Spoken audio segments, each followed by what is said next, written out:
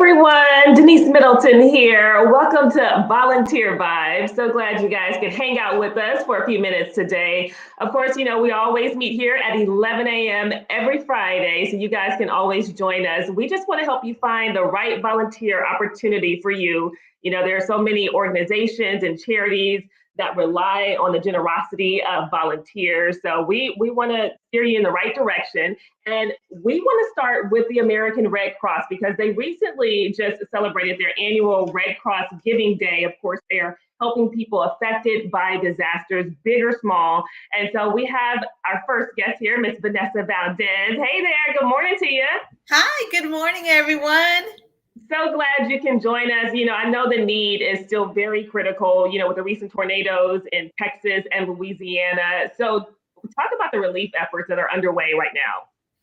Yes. So, disasters happen at any minute. We don't plan for them, unfortunately. And tornadoes, they come and go in a blink of an eye. So, unfortunately, Texas was hit pretty hard by these tornadoes. And the Red Cross right now is assisting a lot of victims that were impacted by these tornadoes. Just a couple of days ago, we were out in Cushing. I myself was out in Cushing and saw the devastation that these tornadoes did. They tore through these people's homes. They completely lost everything.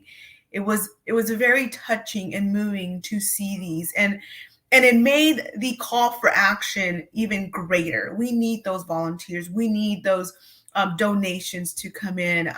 We need to help those victims that now are maybe thinking, what's next? What else do we do? What is our next step? So to tie in a little bit to that, so we during March is Red Cross month, and during that month on March 23rd we celebrate Giving Day. And around Giving Day, we make a call to action. We ask for volunteers. We ask for donations, whether it be money that you are able to donate to the Red Cross, or whether it be ways that you donate by giving blood. The need for blood is also pretty high. So we want to make sure that we try to help as many people as we can. And honestly, if it wasn't for our volunteers, we would not be able to do that. The Red Cross itself is made up of 90% of volunteers. So they are wonderful. They are the heart and soul of our organization, and we are so grateful for them every single day. Oh, absolutely. And I'm looking at these images. I mean, it is just heartbreaking to see all the devastation in those areas. And I know the volunteers are in some of the most hardest, hit areas right now. So what do people need to know if they want to get out there right away to help out? What do you need them to do exactly? So in order to be a volunteer, you do have to sign up. So you have to go to redcross.org and sign up to be a volunteer. You don't have to necessarily volunteer for a disaster. We would love you if you could, because obviously we need a lot of volunteers that can go and help out during disasters. But I mean, we need from A to Z, whatever you think you can do, whatever you would want to do, the Red Cross needs you. We need people to handle logistics. We need people to be able to drive certain vehicles. We need people to be able to move forklifts so they can move the pallets for, the water that we donate to people onto the vehicles. So we need everything. One of the things that volunteers are doing right now out in these disaster areas, they're giving water, they're giving meals, they're helping any way they can by giving them tarps, that they can cover whatever belongings they have that are still there that, they don't want to get damaged. So things like that, they're going and they're assessing damage to see what funding we can get to be able to help these people rebuild again. Because like I said, it's very, very devastating. Right. I know there's a long road to recovery. How long do you think you'll need volunteers to be there? Well, at the moment, we haven't put a date.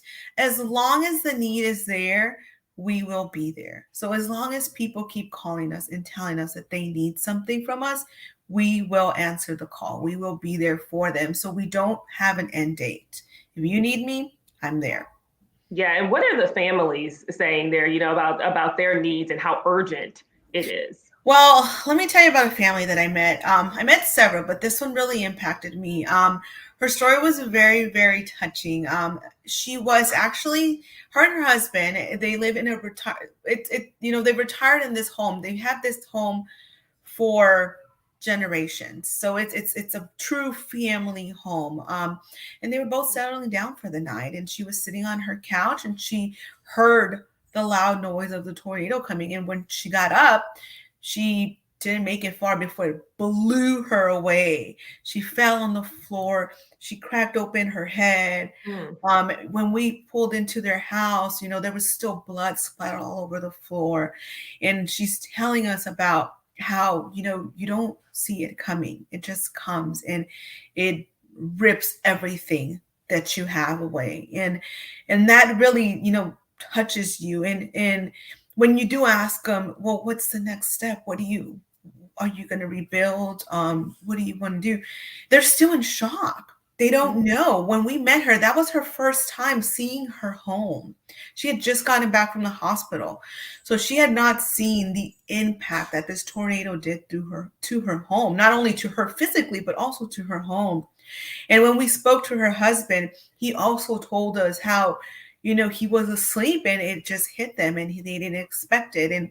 And how seeing the Red Cross kind of brings him, and all, not just the Red Cross, but also all these people that are going out to help them, restores their faith in humanity because they're there to lend a hand when they need it. Gosh, you know what? My heart goes out to her and just everyone that's been impacted by these tornadoes. I know there are some people who really want to get out there and help, some volunteers, but if they can't, I know you talked about donations. What are some of the things that you think people could donate, whether it's, a monetary donation or maybe they can send something? What are some of those things that they could perhaps? So our best way is monetary donations. And that is because it helps us get the supplies that we can provide to them. We don't necessarily know. Yeah, the people aren't asking us specifically for a shirt or a pants or things like that.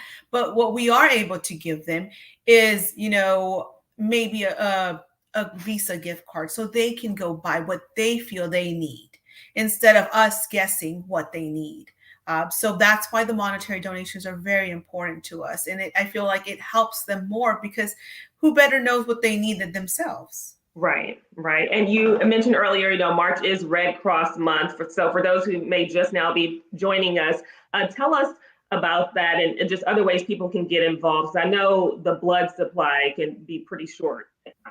Yeah, so like I said, March is Red Cross Month, and during Red Cross Month, and not only do we ask for donations, but we ask for blood donations also, and we ask for volunteers to sign up. So every 8 minutes, the Red Cross volunteers respond to different disasters around the United States. That's why our need for them is so great. Our need for blood is really great because the need for blood everywhere is growing as we go. There are, many disasters where unfortunately people get injured and they need that blood to come in to be able to help them. And also, not only do volunteers help during disasters, but we have also volunteers that provide 24/7 global support to our military and our veterans. So that is another major piece that volunteers do for the American Red Cross. If you are in the military or if you are a veteran and you need help, you can contact the Red Cross and we can help you. If you have somebody that is overseas and they need to come home because of a family emergency, the Red Cross can make that phone call and can bring your loved ones home. Vanessa, thank you so much. Is there anything else that you may want to mention for people who are thinking about it or, maybe wanting to do it for the first time to sign up to be a volunteer? I would recommend you do it. It is very, very gratifying. Our mission would not be possible without these volunteers. So if you have the time, please, please, please volunteer. You will not regret it. Vanessa, thank you so much. I appreciate you for coming on with us. Thank you right now. Yeah, of course. And so we'll see you in just a minute. I want you to stick around to the end, Vanessa. Right now, I want to bring in Sharon Fletcher. Can you turn your mic on for us, Sharon? Thank you so much for joining us. Absolutely. Yes. So Houston Water needs our help. By the way, this is Sharon Fletcher with she's Deputy Chief of Staff for District C. And Houston Water needs our help. They're conducting a survey offering free water testing. So tell us about this and why this effort is so important. This is Councilmember Abby Kamin's project to bring resources to underserved communities, and it is intended to help spread the word to residents throughout the city of Houston, especially like neighborhoods, the historical Fourth Ward, which Freedmanstown is, of course, one of those critical neighborhoods within that historical district. We'll be educating and assisting residents with the completion of the Houston Public Works survey to offer free water testing for qualified homes that may have lead or copper pipes. And talk about, some of the dangers of lead and copper in our drinking water, the effect that it can have on our health. Well, we do know that exposure to lead and copper primarily happens through drinking water, and it can be a health hazard, which is why we've partnered with Houston Health Department and, of course, Houston Public Works is conducting the survey to ensure that we can keep our Houstonians healthy. All right, so I have the flyer here now, but if you can kind of walk us through the event schedule and what the volunteers need to know or do when they get there. So, of course, the event will take place on Saturday, March 26th. Volunteers will be able to show up as early as 8:30 a.m. until 9:30 a.m. is volunteer check-in. There is a brief presser and program that begins at 9:30, which includes, of course, Councilmember Abby Kamin, along with the directors of Public Works and the Health Department, along with Commissioner Ellis and Congresswoman Sheila Jackson-Lee. So that will start at about 9:30 a.m. and promptly at 10. And then we'll have a volunteer training, which essentially we'll want to be able to share with the volunteers what they should expect, safety, the devices that we've been able to secure from the Houston Public Library, and how to complete this particular survey. And then we'll block walk from that time up until about 12:30 and see how many homes we can actually get done. We're excited to do this in the community. And so will this be the only weekend that you'll be conducting the test or the survey? This will be the only weekend that we will be canvassing a neighborhood to have the surveys completed. However, those surveys are available on the Houston Public Works website. Don't remember the deadline for this, but it is available to all Houstonians. So even though we're not coming and canvassing, every neighborhood, but it is available to all Houstonians. Okay. And I know sometimes people may want to bring a family member or a younger family member. Is there an age requirement for this? So as long as they have legs and can walk. All right, so we've got toddlers joining us. So I will be bringing my daughter out. She's the age of 16. So of course, I know through different volunteer portals and agencies like Volunteer Houston, I believe that they sign up at the age of 16. But I will be bringing my daughter out, who will be helping and assisting with knocking on doors and helping to have the surveys completed. So if you want to make it a family affair, a family event, please bring everyone out. We will happily accept your assistance. Gotcha. All right. And I'll be checking the comments in case you guys have any questions. Now, since you will be around a lot of people will be going from door to door. Do they need to wear a mask? Is that a requirement? No, the mask is not a requirement because we are outdoors. But if folks feel more safe wearing a mask when engaging, they're welcome to definitely do that. We are not restricting people from not wearing masks, and we're not requiring folks to wear masks because this, of course, we'll be knocking on doors and completing this outside and not necessarily within the homes of the residents. All right. Well, is there anything else we need to know about this particular event?